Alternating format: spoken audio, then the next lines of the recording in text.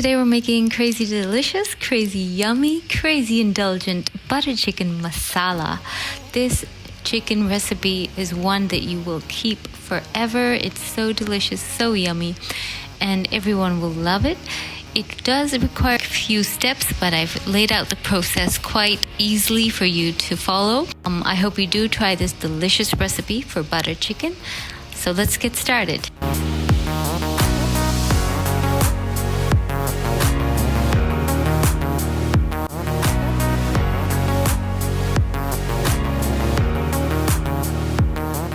So before you marinate your chicken, you want to prep a few ingredients like half a cup of cashew nuts, and we're going to soak that in boiled hot water.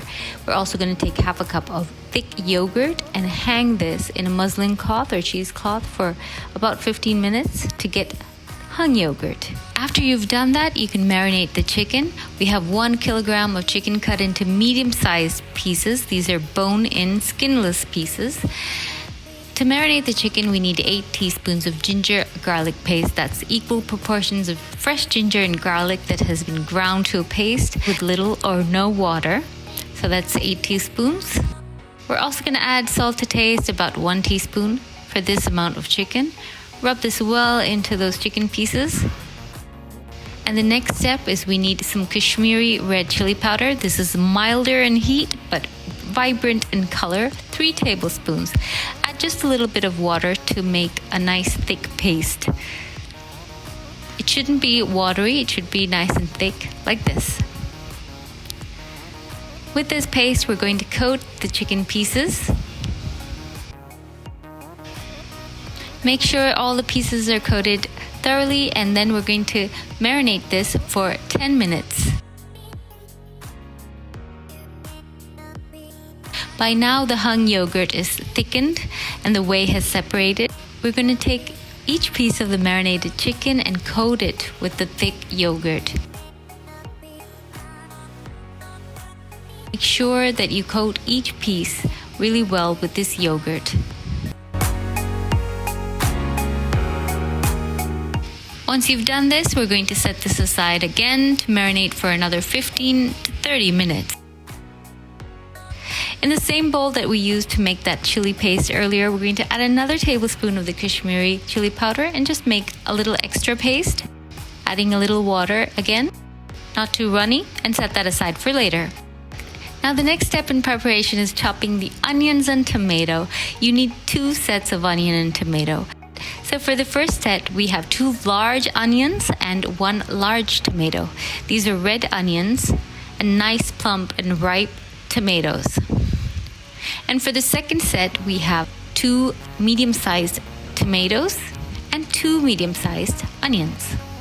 So chop this up and set it aside. This is to make the masala later. By now, the chicken has marinated for around 30 minutes. And now we're going to either broil or barbecue the chicken. So I'm doing this on my rotisserie attachment of the oven. We're just going to skewer the chicken pieces, maybe 2 to 3 pieces per skewer. And I have my rotisserie attachment here. We're just going to attach all the skewers to this. In a preheated oven at 200 degrees Celsius, we're going to use the rotisserie to bake our chicken for 30 minutes. If you don't have a rotisserie attachment, you can always just place the chicken pieces on a grill rack placed over a tray, but you will need to just flip the pieces over halfway through. With the rotisserie attachment, each chicken piece is cooked evenly. So I'm placing a tray under my rotisserie attachment to catch all those drippings. It makes for an easy cleanup later. So after it's been cooking for 30 minutes, we're going to baste this well with some melted butter. Make sure to get each piece. So up until this point in my oven, I had heat from both above and below my rotisserie. After the 30 minutes is up, we're going to increase the temperature to 250 degrees Celsius and change the setting to broil. That's when you get heat only from above. And then we're going to continue for another 20 minutes. If you don't have the broiler setting, just continue till the chicken is tender. So while we're waiting for our chicken to finish cooking, we're going to set aside some whole spices. Here I have 1 star anise, 4 cloves. Here I have mace. I'm just going to take half a piece of the entire maize, 6 black peppercorns, 3 green cardamom pods, and 2 sticks of cinnamon. We're just going to set those spices aside for later when we're making the masala. And just before the chicken is finished cooking, we're also going to place a piece of charcoal over live fire till it's nice and red hot. And that's for smoking this chicken later.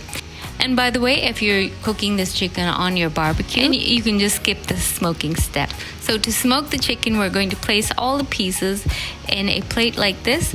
I'm going to place a steel tumbler in the middle and place the hot piece of charcoal in the center. So I place the plate of chicken inside a deep pot with a tight fitting lid so that I can shut it for smoking.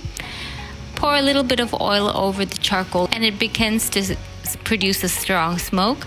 Close this tightly and leave that aside for at least 10 to 15 minutes. Now we can start to make the masala for the butter chicken. And for this I have first a 1/4 cup of oil. I'm using sunflower oil. To this we're going to add 1 bay leaf. And as this heats up, we're going to first use our first set of chopped up onion and tomato. That's the one with 1 large tomato and 2 large chopped red onions. First, we're going to saute the onions. Oh, and I'm using a heavy based wide skillet like this. It's best for sauteing these onions. Slowly, as the onions start to become colored, we're going to add the tomatoes. Now you're going to continue to cook on a medium heat with constant stirring till the tomatoes are mashed and the onions start to get slightly crisp around the edges.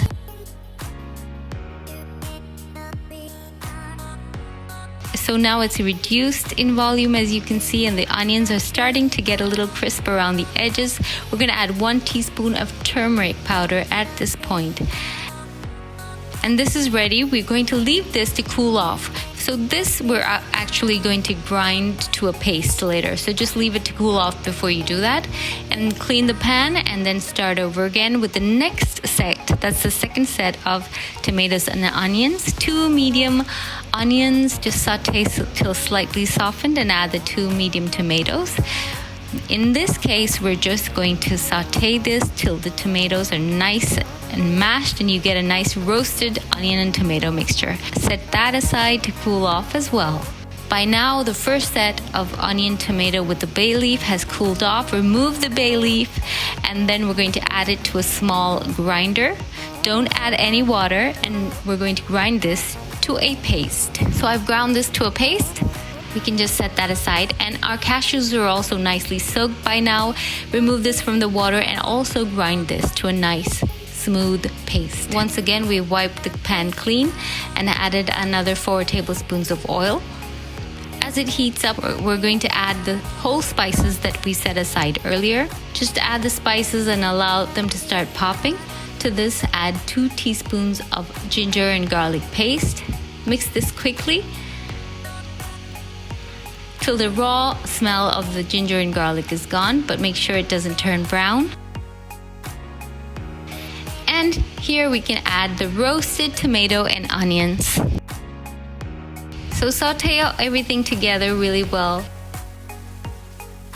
And then we can add the spice powders. So the spice powders being used here are 1 teaspoon of coriander powder, 1 teaspoon of Kashmiri red chili powder, 3/4 of a teaspoon of ground cumin, 3/4 of a teaspoon of turmeric powder, and then some staple Indian spice powders that are readily available in the market, 2 teaspoons of tandoori masala, 2 teaspoons of sabzi masala, or if you don't have this, you can use meat masala or chicken masala instead as well.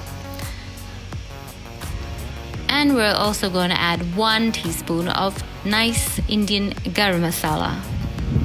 Stir through the spices on low heat till you can smell the fragrance of the spices and the raw pungency is gone. Add a little bit of salt to taste. At this stage, we're going to add the ground paste of the onion and tomato that we had set aside earlier. Mix this really well on a low to medium heat. Sprinkle a little water because you don't want to burn the spices on the bottom.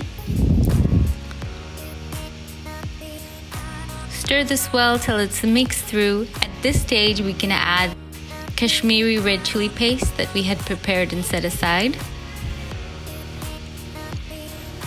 And now we can add the cashew paste, the cashew nut paste. We're going to add this and stir it really quickly to get a homogeneous mixture.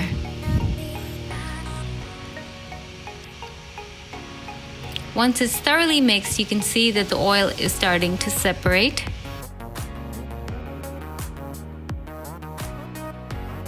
Add 3 cups of water, and then we're going to stir this well till everything's mixed. Bring this to a boil, and once boiled, you're going to lower the heat, cover and simmer for 5 minutes on a low heat. Make sure it's low because you don't want any of the masala to catch on the bottom. Open and stir well.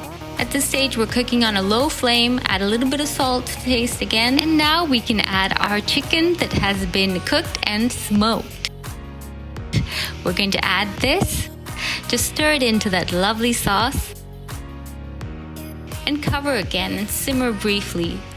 Once again on low heat. Make sure the heat is low. You don't want to burn your delicious sauce at this point. Open and add 2 tablespoons of melted or softened butter. Give it a good stir through. Now this sauce is already so delicious, but this is crazy delicious, remember? So first we're going to add a drizzling of fresh cream. Add the cream, maybe about 3 tablespoons. And then just heat it up enough to get rid of that milky taste of the cream. Garnish with fresh coriander leaves or cilantro.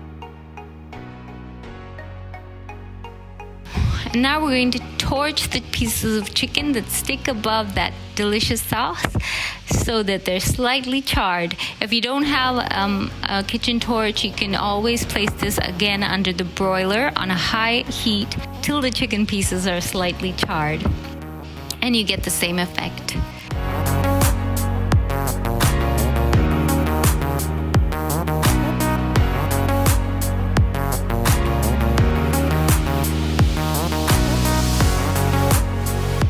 And the final step, we're going to do the tempering. For this, 1 tablespoon of butter and 1 tablespoon of oil is heated in a small pan. To this, add a 1/4 teaspoon of black mustard seeds and wait till they finish popping.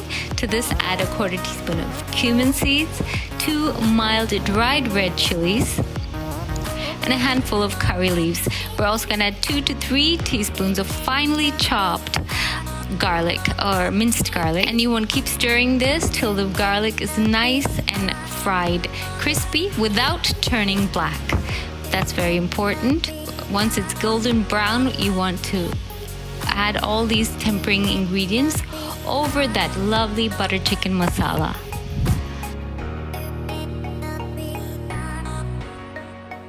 So that's our crazy, yummy, crazy butter chicken masala. Grab your hot buttery naans and mop up this delicious chicken masala, or you can also serve it with some plain pilaf.